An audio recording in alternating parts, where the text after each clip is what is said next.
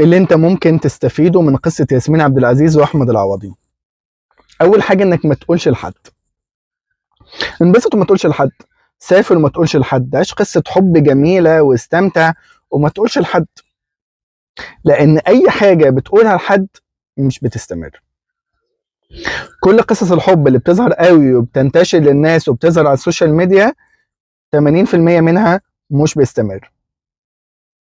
كمان ما تصدقش كل اللي بتشوفه على السوشيال ميديا، مش كل قصص الحب اللي بتظهر قدامك وبتكون واو وبتكون قصص حب حقيقية وناسها عايشينها. على فكرة احيانا ناس كتير بتظهر ان هي عايشة في قصة حب عظيمة عشان بس تبان قدام الناس ان هي مبسوطة وانها سعيدة، لكن في داخلهم خلافات ومشاكل كتير جدا. كمان اللي بيبالغ في وصف سعادته مش بيعيشها اصلا. عشان كده لما تحب مراتك ولما تحب جوزك مش لازم بقى تظهر قدام الناس وتكتب على السوشيال ميديا وحش الكون انت اعظم انتصاراتي، لان الحاجات اللي بتتشاف من الناس مش بتستمر، وانت بتسمح للناس انها بتدخل في حياتك، وان اللي يتنبأ واللي يقول لك العلاقه مش هتستمر. وخلي بالكم كلام الناس اللي بيتقال حواليكم بتخزن جوه عقلك الباطن، يعني مع اي خلاف بتصدق تقول فلان عنده حق، فلان عندها حق، ولما تشوف التصور ده او تشوف ان العلاقه هتفشل، العلاقه بتفشل، لان انت خزنت جواك وجوه عقلك الباطن ان العلاقه هتفشل. فالتأثير السلبي ده بياخدك لاتجاه ده فتلاقي العلاقه باظت. فانت اللي سمحت لنفسك وانت اللي سمحت لنفسك ان انتوا تدخلوا الناس في حياتكم. كل ما تكون العلاقات مقفوله كل ما تكون مقدسه وتستمر.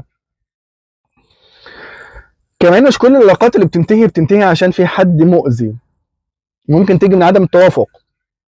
عشان كده اختار الشخص اللي تعرف تعيش معاه واللي تعرف تحب عيوبه قبل مميزاته، ده اللي بيستمر. فكل انسان عنده اخطاء لازم تقبل اخطائه. عشان كده بنقول كتير يا جماعه التوافق اهم من الحب.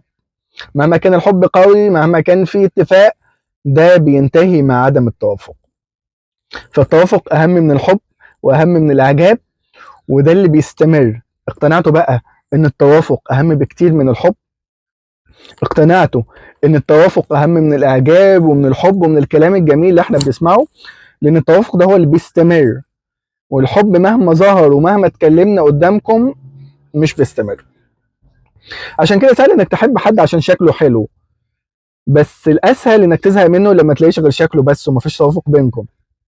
سهل انك تحب حد ناجح ومشهور ومعروف، بس الاسهل انك تبطل تحبه بسهوله لما تلاقيه مركز على نجاحه ومركز على نفسه بس، فتلاقي نفسك انك مش عارف تكمل.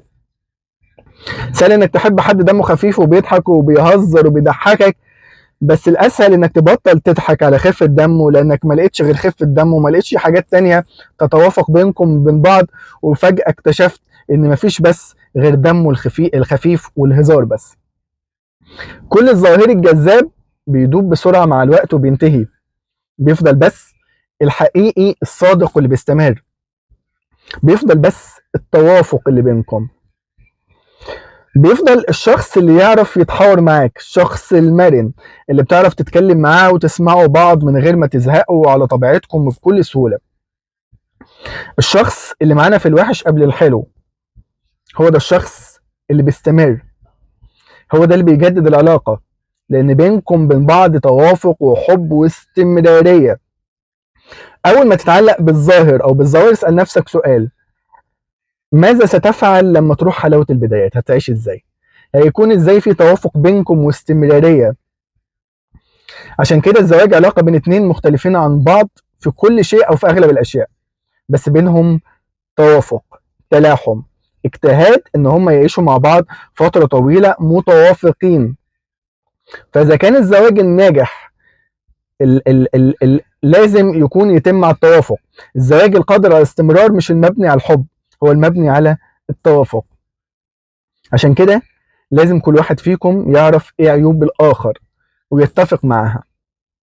لازم يكون عنده قدر كافي من مهارات التفاوض والمرونة، وكل واحد يتنازل عن الحاجات اللي بتزعل التاني بسهولة.